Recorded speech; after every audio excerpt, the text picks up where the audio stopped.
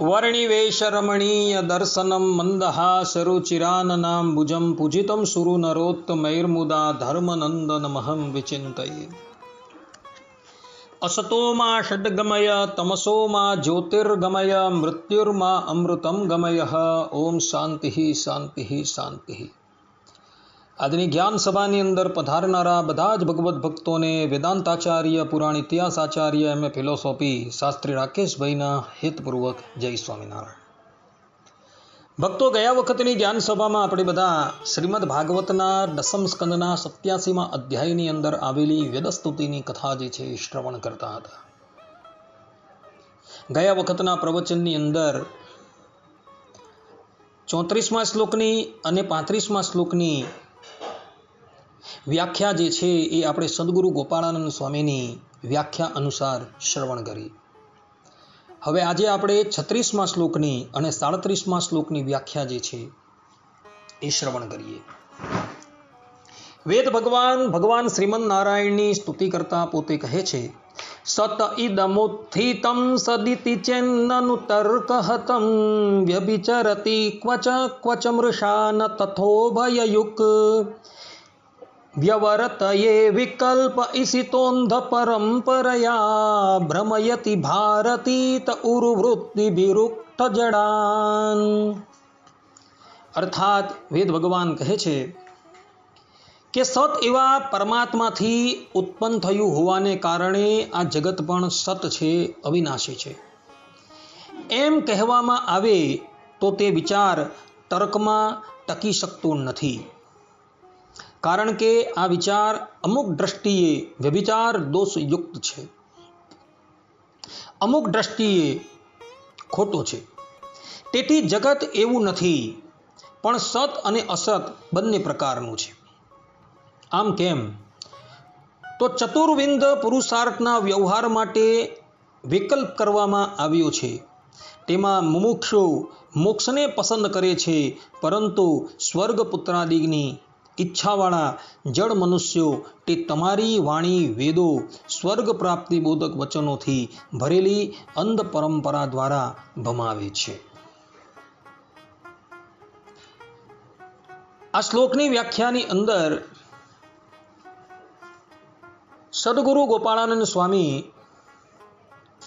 પોતે કહે છે કે પરમાત્માએ આ ક્લેશયુક્ત જગત કેમ રચ્યું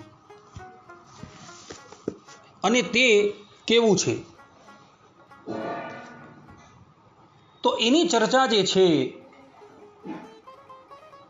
એ આ શ્લોકની અંદર અને હવે પછીના શ્લોકની અંદર કરવામાં આવેલી છે।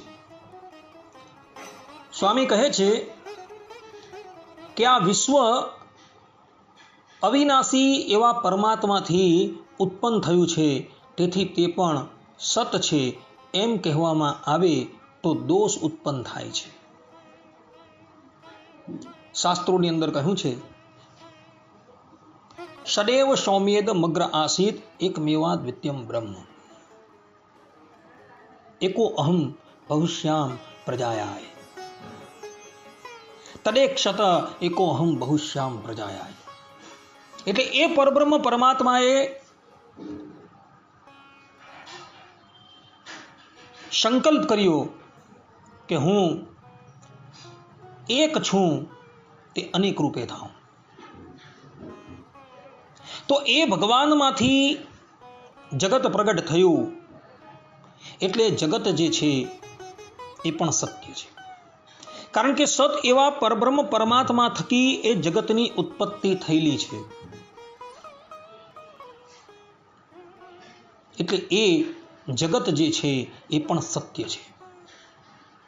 જો એ પ્રમાણે જગતને આપણે સત કહીએ તો સ્વામી કહે છે કે એમ કહેવામાં આવે તો દોષ ઉત્પન્ન થાય છે, કારણ કે જીવાત્માઓના ભોગના સાધનો, ભોગના સ્થાનો આ બધું નાશવંત છે, અને નાશવંત હોવાથી એને સત કેવી રીતના કહી શકાય?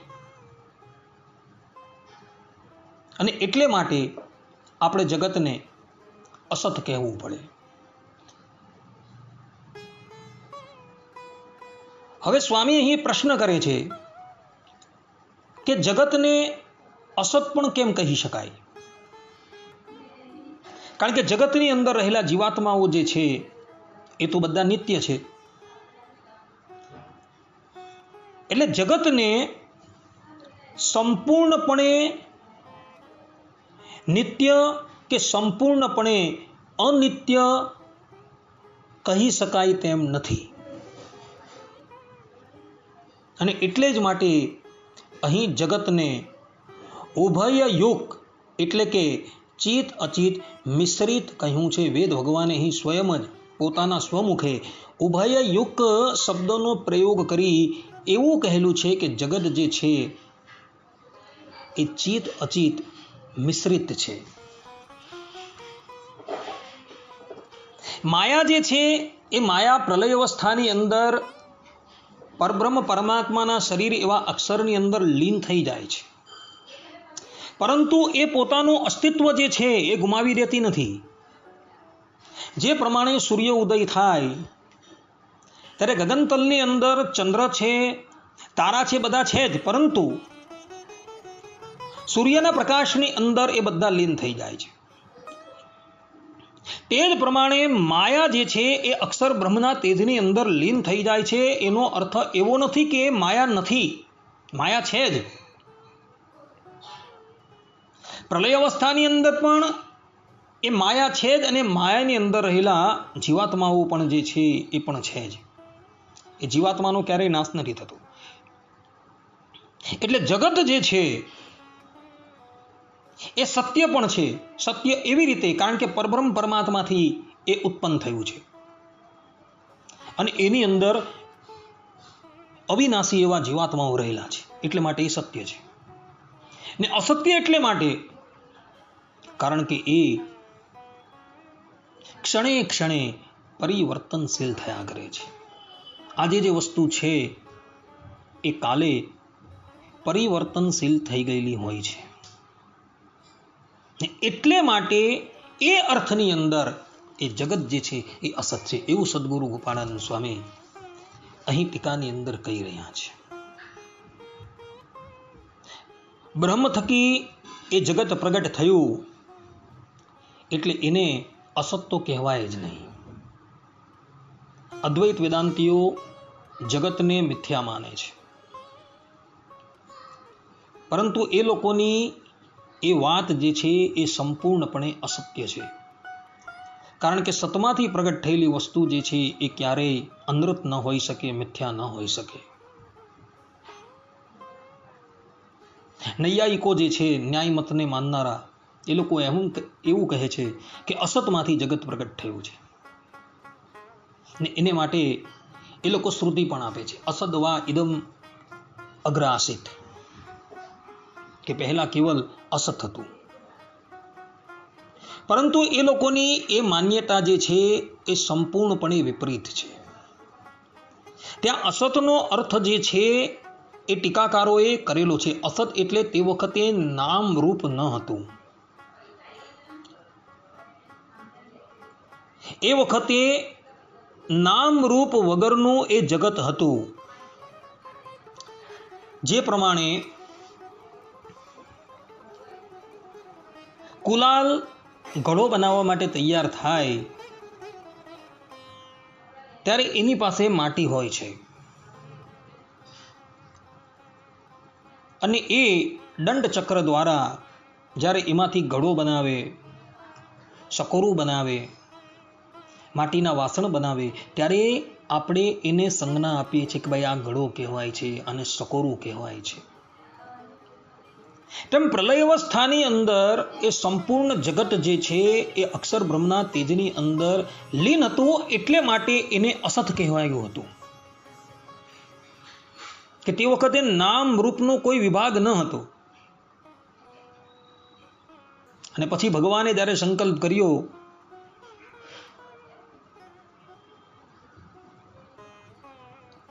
અને માયાની અંદર ક્ષોભ થયો, અને માયા જે છે એ નામરૂપ વિભાગથી યુક્ત થઈ ગઈ. એટલે પ્રલય અવસ્થાની અંદર પણ જગત તો હતું જ, અને એ પરબ્રહ્મ પરમાત્મા પણ હતા, પરંતુ જગત જે છે એ પોતાનું અસ્તિત્વ જે છે એ ખોઈ ચૂકેલું હતું. એટલે અસતમાંથી ક્યારેય પણ સંસાર પ્રગટ થતો નથી. સત એવા પરબ્રહ્મ પરમાત્મા થકી જ એ જગત જે છે એ પ્રગટ થાય છે. કારણ કે માયા જે છે, જેને આપણે અચિત તત્વ કહીએ છીએ, અને જીવ જેને આપણે ચિત્ત તત્વ કહીએ છીએ, એ પરબ્રહ્મ પરમાત્માનું શરીર છે. અને એ પરબ્રહ્મ પરમાત્મા થકી જ આ સંપૂર્ણ જગત જે છે એ પ્રગટ થયું છે. એટલે એને સત કહીએ છીએ. પરંતુ એ જગત જે છે એ ક્ષણે ક્ષણે ક્ષણે પરિવર્તનશીલ થતું હોવાથી આપણે એને અસત કહીએ છીએ. આ પ્રમાણે રામાનુજ વેદાંતિઓ જગત સંબંધની અંદર કહી રહ્યા છે.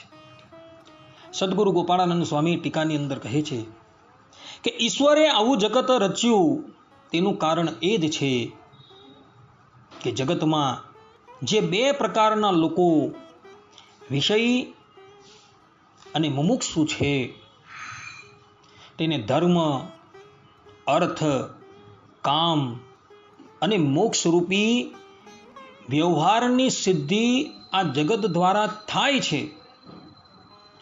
એટલે માટે એ પરબ્રહ્મ પરમાત્માએ એ જગતની રચના કરેલી છે. ભગવાન સ્વામિનારાયણ પણ કાર્યાણીના પહેલા વચનામૃતમાં કહે છે કે એવા જે ભગવાન, તેને આ જગતની ઉત્પત્તિ અને સ્થિતિનું કરવું છે તે કાંઈ પોતાને અર્થે નથી. કાં જે ભાગવતમાં કહ્યું છે, બુદ્ધિ ઇન્દ્રિય મનઃ પ્રાણાન જનાનામ અસૃજન પ્રભુઃ માત્રાર્થમ ચ ભવાર્થમ ચ યાત્માને અકલ્પનાય ચ. માટે જગતની ઉત્પત્તિ કરે છે તે પણ જીવના કલ્યાણને અર્થે કરે છે, અને સ્થિતિ કરે છે તે પણ જીવના કલ્યાણને અર્થે કરે છે, અને પ્રલય કરે છે તે પણ જીવના કલ્યાણને અર્થે કરે છે. કાજે નાના પ્રકારની સંસ્કૃતિએ કરીને થાક્યા જે જીવ તેના વિશ્રામને અર્થે પ્રલય કરે છે. આ પ્રમાણે પરબ્રહ્મ પરમાત્મા ભગવાન શ્રી હરિએ જગતની ઉત્પત્તિ કરી છે એ કેવલ ને કેવલ જીવાત્માના કલ્યાણને અર્થે જ કરેલી છે, એવું ભગવાન સ્વામિનારાયણ કહી રહ્યા છે.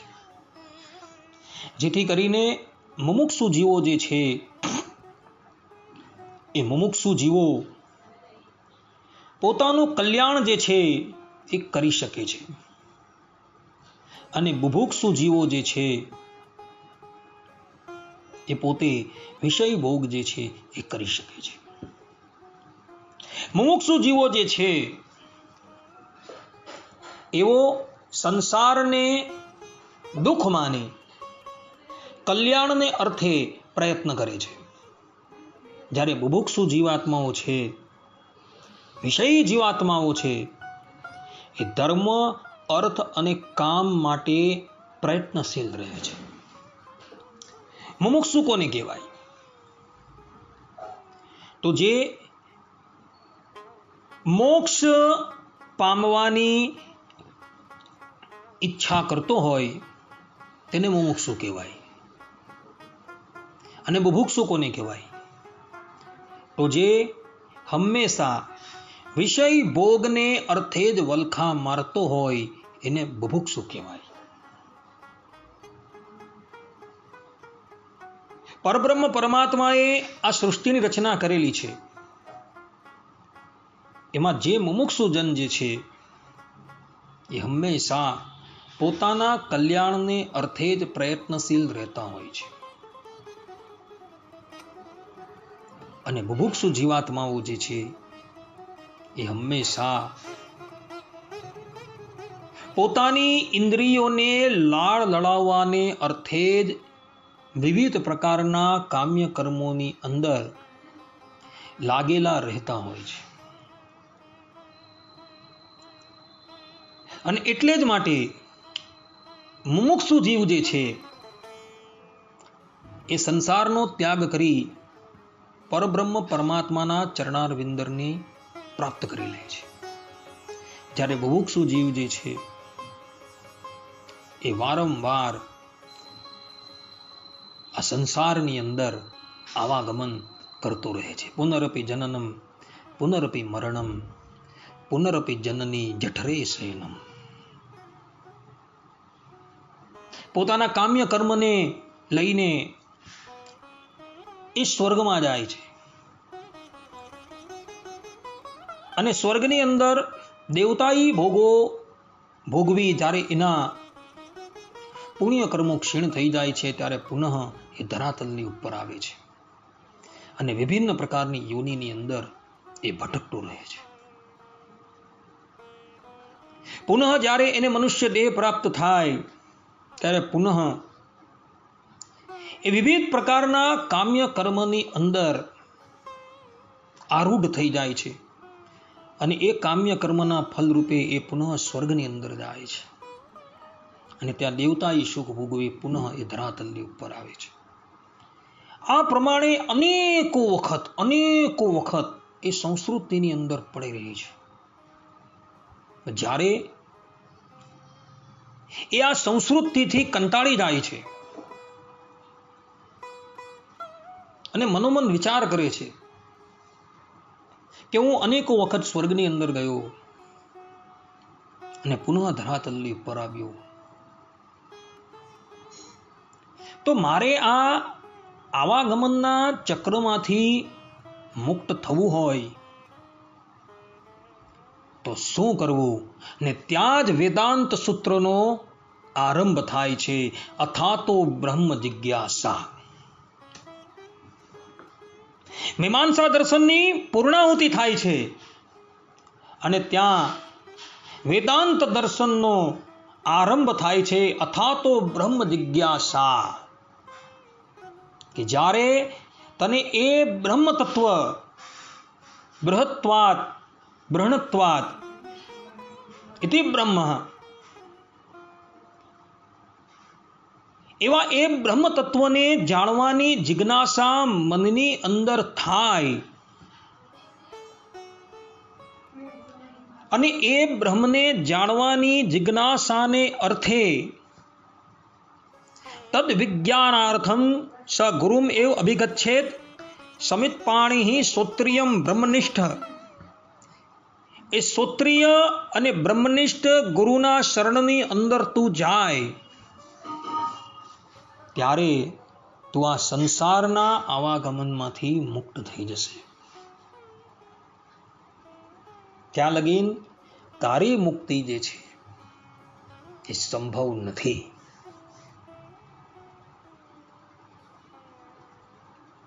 માટે ભક્તો, શ્રીમદ ભાગવતની અંદર ભગવાન વેદવ્યાસજી કહે છે કે આ મનુષ્ય જન્મની પ્રાપ્તિ થઈ તો એનું લક્ષ્ય શું છે? તો તત્વજ્ઞાનની પ્રાપ્તિ. બ્રહ્મ વિષયક જે જ્ઞાન છે, જીવ વિષયક જે જ્ઞાન છે, એ તત્વજ્ઞાનની પ્રાપ્તિ કરવી, એ જ આ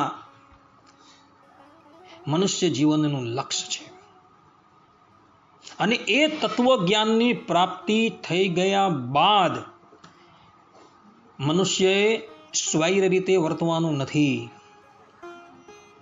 પરંતુ પોતાની ઇન્દ્રિયો જે છે એ ઇન્દ્રિયોને એ પરબ્રહ્મ પરમાત્માના ચરણારવિંદરની અંદર લગાડી દેવાની છે.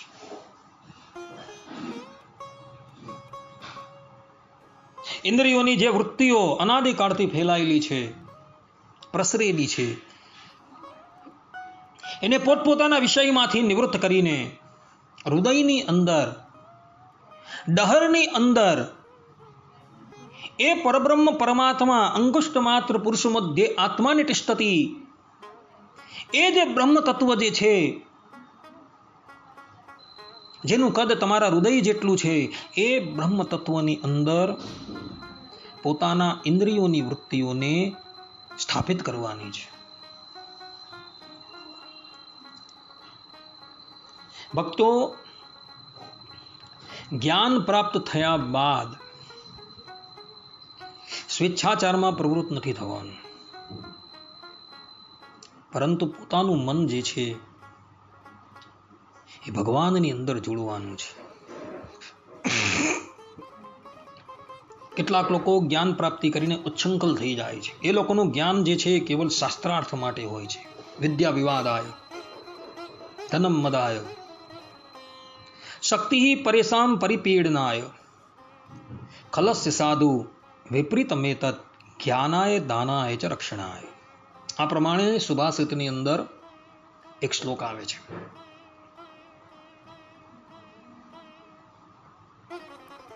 એટલે જ્ઞાન જે છે એ વિવાદ માટે નથી. જ્ઞાન પ્રાપ્ત થઈ જાય પછી મનુષ્ય જે છે એ શાંત થઈ જાય છે. એ દરેકની અંદર એ પરબ્રહ્મ પરમાત્માનો અનુભવ કરવા લાગે છે.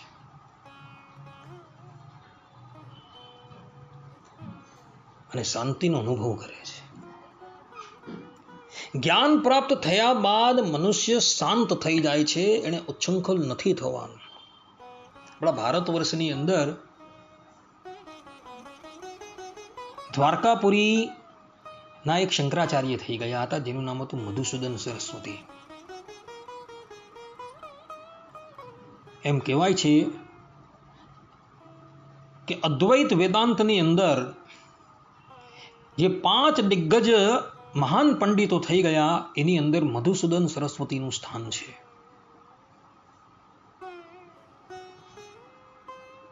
વિદ્વાન થઈ ગયા બાદ એમણે એમના જીવનનો એક જ લક્ષ્ય બનાવેલું કે શાસ્ત્રાર્થ કરીને લોકોને હું પરાજિત કરું. એક દિવસની વાત છે, એક દિગંબર સંન્યાસીનો એમને ભેટો થઈ ગયું અને દિગંબર સંન્યાસીએ કહ્યું કે મહાત્મા, એક બાજુ તમે સંપૂર્ણ જગતની અંદર અદ્વૈતનું સ્થાપન કરો છો કે એક જ તત્વ છે, અને બીજી બાજુ આ શાસ્ત્રાર્થની અંદર તમે પંડિતોને પરાજિત કરો છો, તો તમારી અદ્વૈતની અંદર સ્થિતિ તો થઈ નથી હજુ.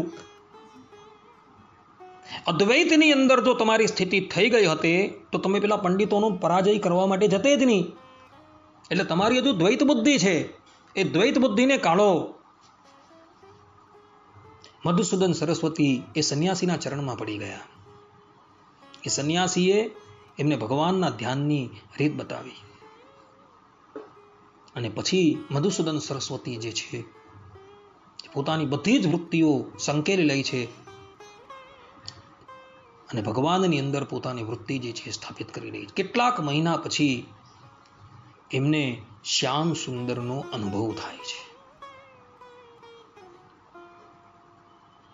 કહેવાનું તાત્પર્ય એ છે કે જ્ઞાન પ્રાપ્ત થયા બાદ એ જ્ઞાને કરીને વિવાદ નથી કરવાનો. એ જ્ઞાને કરીને શાંતિનો અનુભવ કરવાનો છે. સંપૂર્ણ જગતની અંદર એ ભગવાન બિરાજમાન છે. આ સંપૂર્ણ જગત જે છે એ શ્રી ભગવાનનું શરીર છે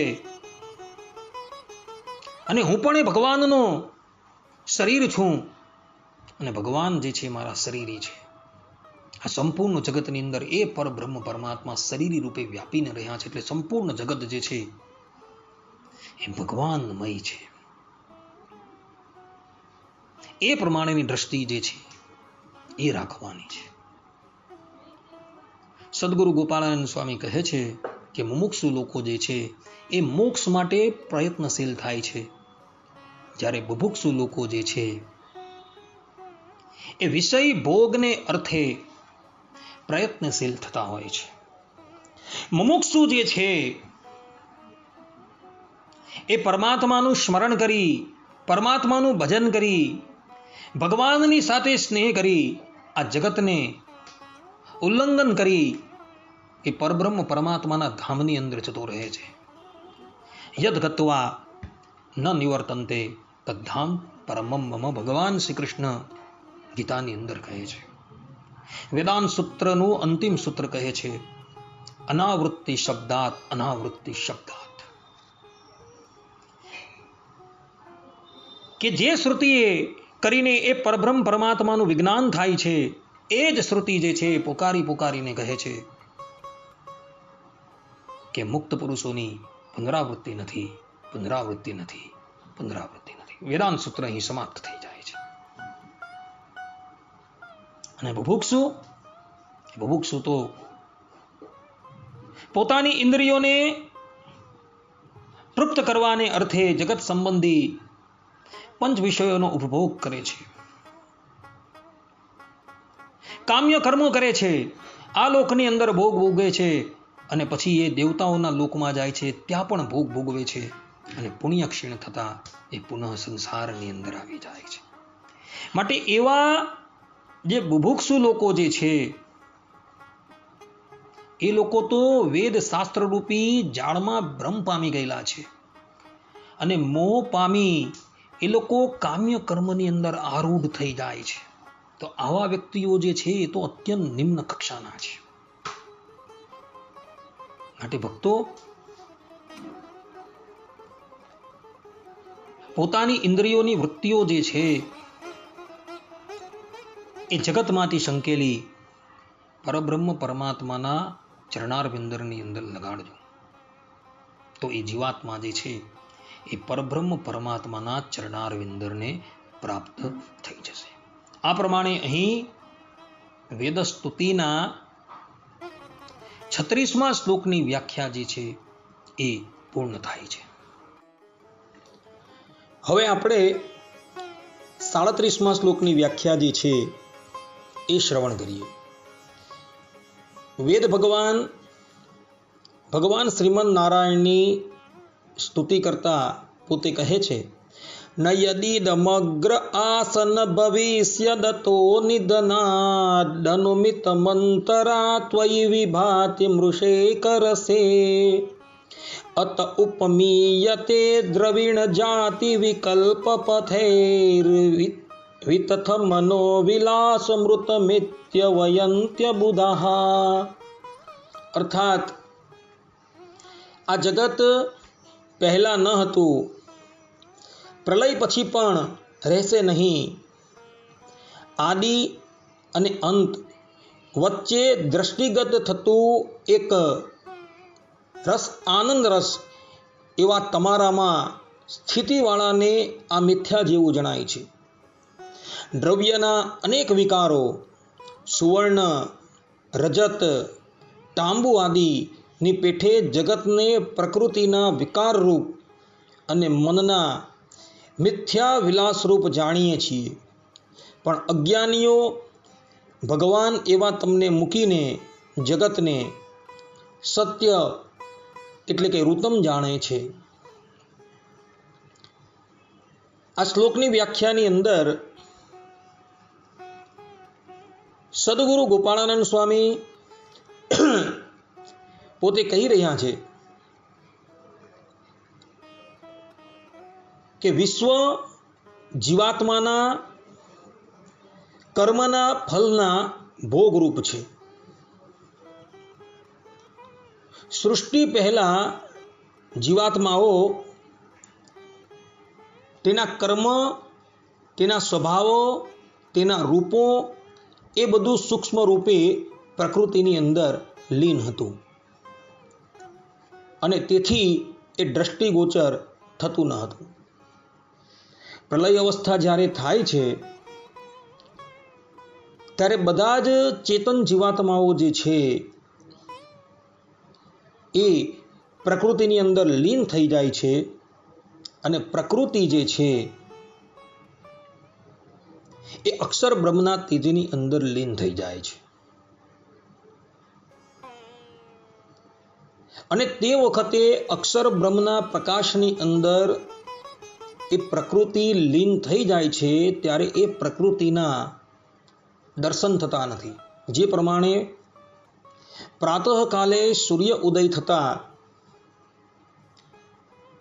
ચંદ્ર ઇત્યાદિ નક્ષત્ર ઉપસ્થિત હોવા છતાં પણ સૂર્યના પ્રકાશની અંદર એ બધા લીન થઈ જાય છે. તે જ પ્રમાણે પ્રકૃતિ જે છે એ અક્ષર બ્રહ્મના તેજની અંદર લીન થઈ જાય છે ત્યારે દ્રષ્ટિગોચર થતી નથી. ને એવા અર્થની અંદર જગત પહેલા ન હતું એવું સદગુરુ ગોપાળાનંદ સ્વામી કહી રહ્યા છે. વસ્તુતા એ તો છે જ, પરંતુ એ અક્ષર બ્રહ્મના પ્રકાશની અંદર લીન થઈ ગઈ હોવાથી એ પ્રકૃતિ જે છે એ ત્યારે દેખાતી નથી, અને એવા અર્થની અંદર જગત નથી એમ કહેવાય છે. પરંતુ ખરેખર જે છે એ જગત ન હતું એવો ભાવાર્થ સમજવાનો નથી. જગત તો હતું જ, જે પ્રમાણે સૂર્યના પ્રકાશની અંદર ચંદ્ર ઇત્યાદિક નક્ષત્રો લીન થઈ જાય છે અને એ લોકો દ્રષ્ટિગોચર થતા નથી, તે જ પ્રમાણે એ પ્રકૃતિ જે છે એ અક્ષર બ્રહ્મના તેજની અંદર લીન થઈ ગઈ હોવાથી ત્યારે એ પ્રકાશની અધિકતાને લઈને દેખાતી નથી. અને એ જ પ્રકૃતિ જ્યારે પરબ્રહ્મ પરમાત્મા તદેક્ષત એકો અહમ બહુશ્યામ પ્રજાયાય આ પ્રમાણે જ્યારે સંકલ્પ કરે છે અને સંકલ્પ કરી સૃષ્ટિ રચવાની ઈચ્છા વ્યક્ત કરે છે, ત્યારે એ જ પ્રકૃતિ જે છે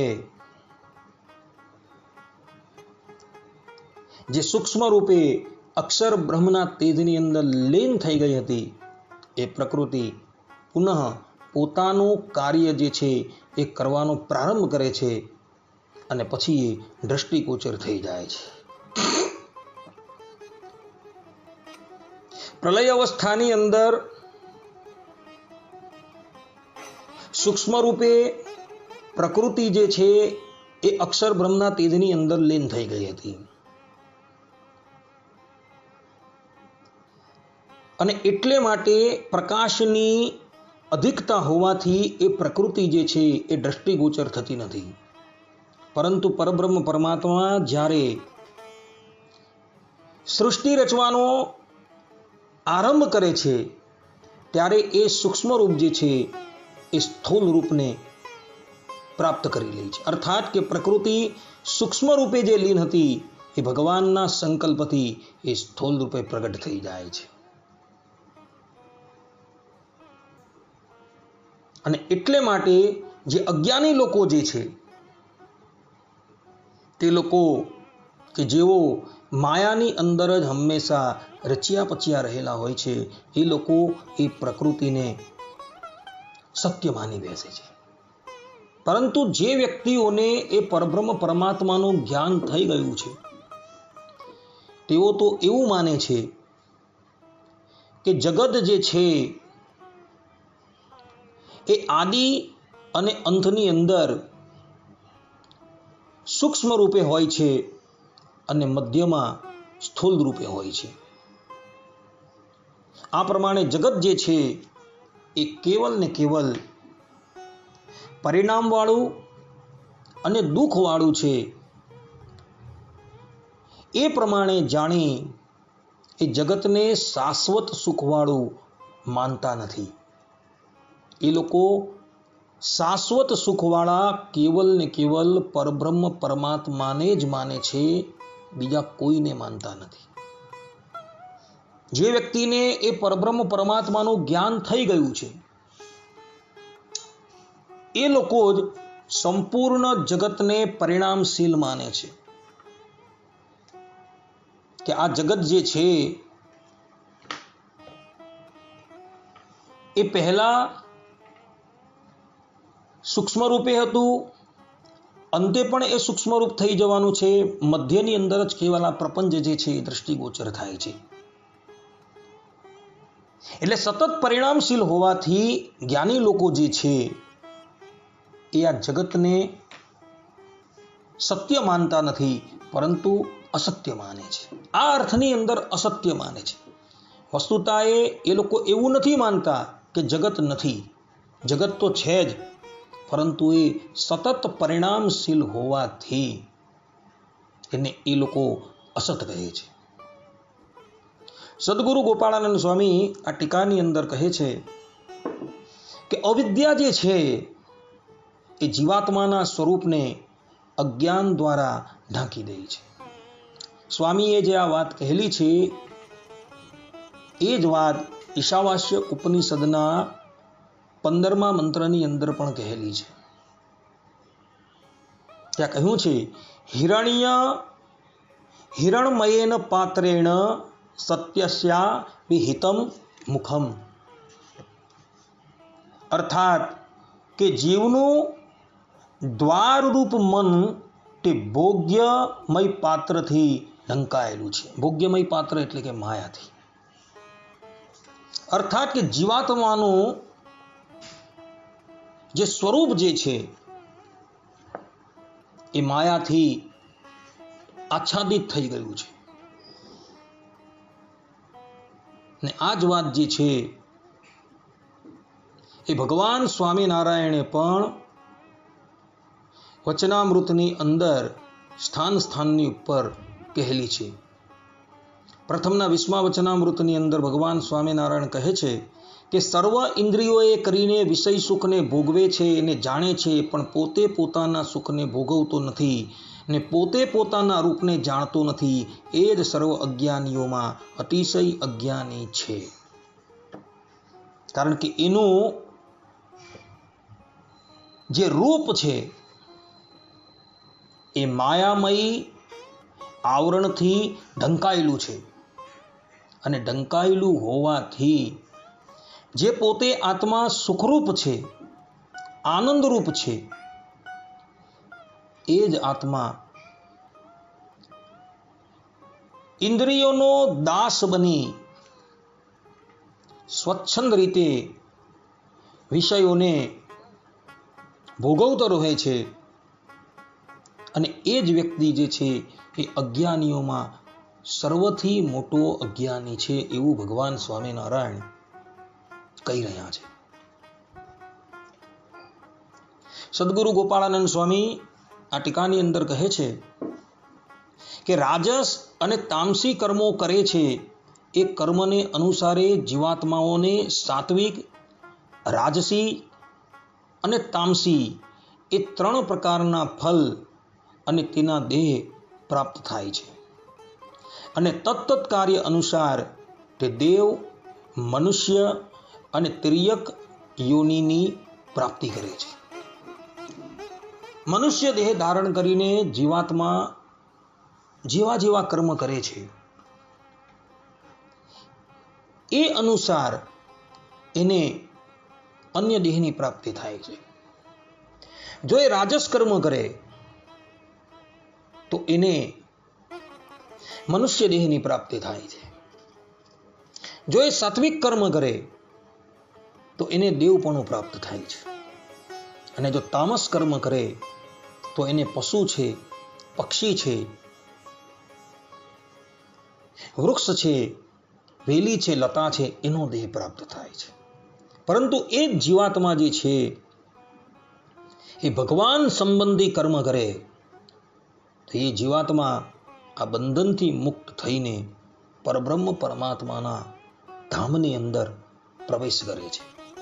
કે જે ધામની અંદર ગયેલો વ્યક્તિ આ સંસારની અંદર પુનઃ ક્યારેય પણ આવતો નથી. યદ ગત્વા ન નિવર્તન્તે તદ્ધામ પરમમ મમ, એવું ભગવાન ગીતાની અંદર કહે છે. માટે ભક્તો, મનુષ્ય દેહ પ્રાપ્ત થયો છે તો અનન્ય ભાવે ભગવાનના શરણની અંદર જજો. અને એ પરબ્રહ્મ પરમાત્મા જે પ્રમાણે દિશા નિર્દેશ કરે, અથવા તો કોઈ શ્રોત્રિય બ્રહ્મનિષ્ઠ મહાત્મા છે એ જે પ્રમાણે દિશા નિર્દેશ કરે એ પ્રમાણે પોતાનું જીવન જે છે એ વ્યતીત કરજો, જેથી કરીને તમે આ સંસ્કૃતિમાંથી કાયમને માટે મુક્ત થઈ જશો.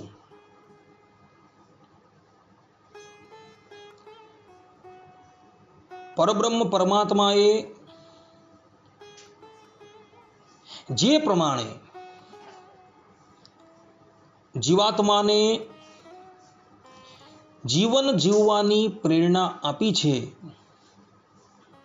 એ જ પ્રમાણે એ જીવનને વ્યતીત કરવું અને પરબ્રહ્મ પરમાત્માની આજ્ઞા અનુસાર જ્યારે જીવન જીવવામાં આવે ત્યારે કર્મની રાશિ જે છે એ શૂન્ય થઈ જશે અને કર્મની રાશિ શૂન્ય થઈ જતા જીવાત્મા જે છે એ કર્મ બંધનથી મુક્ત થઈ જશે. જીવાત્મા જ્યારે એ પરબ્રહ્મ પરમાત્માના શરણની અંદર જાય છે ત્યારે પરબ્રહ્મ પરમાત્મા કૃપાએ કરીને એના સંચિત કર્મ જે છે એ સમાપ્ત કરી દે છે. પ્રારબ્ધ કર્મ જે એના હોય છે એની અંદર પણ સૂડીનું દુઃખ જે છે એ કાંટેથી ભગવાન ભોગવાવી દે છે અને વર્તમાન કર્મ જે છે એ જીવાત્મા ભગવાનની આજ્ઞા અનુસાર કરે તો પછી કોઈ પણ જાતનું કર્મ જે છે એ પ્રગટ થતું નથી અને કર્મનું બંધન જે છે એ શૂન્ય થઈ જતા જીવાત્મા જે છે એ આ સંસારથી મુક્ત થઈ જાય છે. માટે ભક્તો, ભગવાનની આજ્ઞા અનુસાર જીવન જીવવાનો પ્રયાસ કરજો. શાસ્ત્રોનો પણ એ જ મત છે. સદગુરુ ગોપાળાનંદ સ્વામી અહીં ટીકાની અંદર કહે છે કે અજ્ઞાની મનુષ્ય આ રીતે આ દેહાદી રૂપ સ્થૂળ વિશ્વને જ સત્ય માની લે છે. જેવી રીતે દ્રવ્યની મૂળ જાતિને એટલે કે સોનું, રૂપું કે તાંબુ ઓળખ્યા વિના તેને કડા, કરિયાસ કે ઘટ રૂપે જ ઓળખે છે, તેવી જ રીતે અજ્ઞાનીઓ અવિદ્યાને ઓળખવામાં ભૂલ કરે છે. આ પ્રમાણે એ જીવાત્મા જે છે એ અજ્ઞાનવશ માયાના બંધનની અંદર પડી રહે છે. કહેવાનું તાત્પર્ય એ છે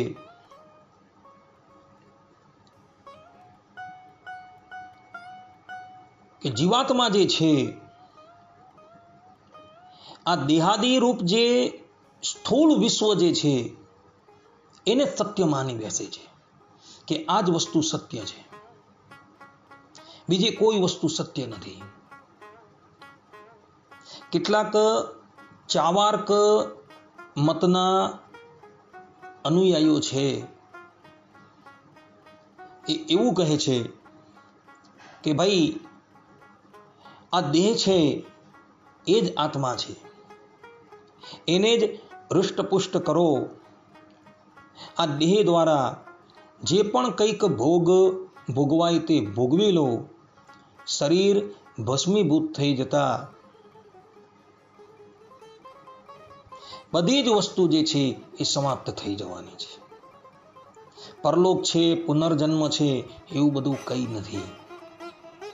તો સદગુરુ ગોપાળાનંદ સ્વામી કહે છે કે આવી સમજણવાળા લોકો જે છે એ તો અજ્ઞાની છે, અજ્ઞાનીઓના શિરોમણી છે.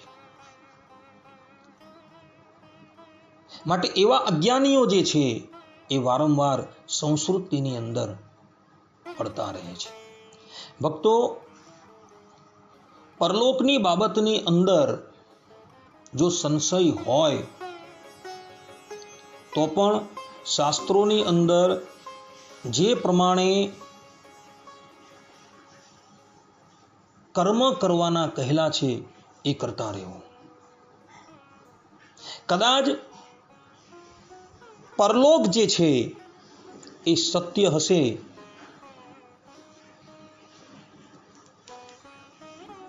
તો જેનું જીવન ધર્મમય છે એને તો કઈ વાંધો નથી આવવાનો, પણ જે ચારવાક જેવી મતિ ધરાવે છે એ વ્યક્તિ તો અજ્ઞાને કરીને પરલોકને અને પુનર્જન્મને માનતો નથી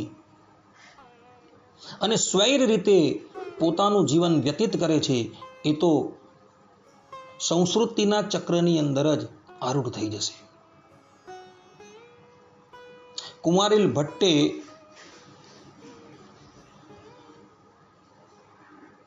આ બાબતનું વર્ણન પોતાના ગ્રંથોની અંદર કરેલું છે. એઓએ ત્યાં સ્પષ્ટ રૂપે કહેલું છે કે કદાચ પરલોક છે કે પુનર્જન્મની અંદર વિશ્વાસ ન હોય તો પણ વૈદિક કર્મ કરતા રહેવા. વૈદિક કર્મ કરનારો વ્યક્તિ આ લોકની અંદર તો કીર્તિની પ્રાપ્તિ કરે જ છે, અને કદાચ પરલોક હોય તો એ વ્યક્તિનું તો શ્રેય જ થવાનું છે. પરંતુ જે વ્યક્તિ પરલોક કે પુનર્જન્મને માનતો નથી, એ વ્યક્તિ સ્વૈર રૂપે વર્તવાથી આ લોકની અંદર તો અપયશને પ્રાપ્ત કરે જ છે, પરંતુ પરલોકની અંદર પણ એની દુર્ગતિ થાય છે. માટે ભક્તો, પોતાનું જીવન જે છે એ શાસ્ત્રોક્ત જીવવાનો અભ્યાસ કરજો, અને પરબ્રહ્મ પરમાત્માએ જે પ્રમાણે તમને આજ્ઞા કરી છે એ પ્રમાણે જીવન જે છે એ વ્યતીત કરજો, જેથી કરીને તમે બધા આ માયાના પ્રપંચથી મુક્ત થઈને પરબ્રહ્મ પરમાત્માનો અનુભવ કરી શકશો. આ પ્રમાણે સદગુરુ ગોપાળાનંદ સ્વામી આ વ્યાખ્યાની અંદર વાત કરી રહ્યા છે. અહીં વેદસ્તુતિના 37મા શ્લોકની વ્યાખ્યા જે છે એ પૂર્ણ થાય છે. હવે પછીના પ્રવચનની અંદર આપણે 38મા શ્લોકની અને 39મા શ્લોકની વ્યાખ્યા જે છે એ શ્રવણ કરશું. ત્યાં લગીન બધા જ ભગવદ્ ભક્તોને હેતપૂર્વક જય સ્વામિનારાયણ. સર્વે સંતુ નિરામયઃ, સર્વે સુખીનો ભવંતુ, સર્વે ભદ્રાણી પશ્યંતુ, મા કશ્ચિદ દુઃખ ભાગ ભવેત. અસ્તુ. જય સ્વામિનારાયણ.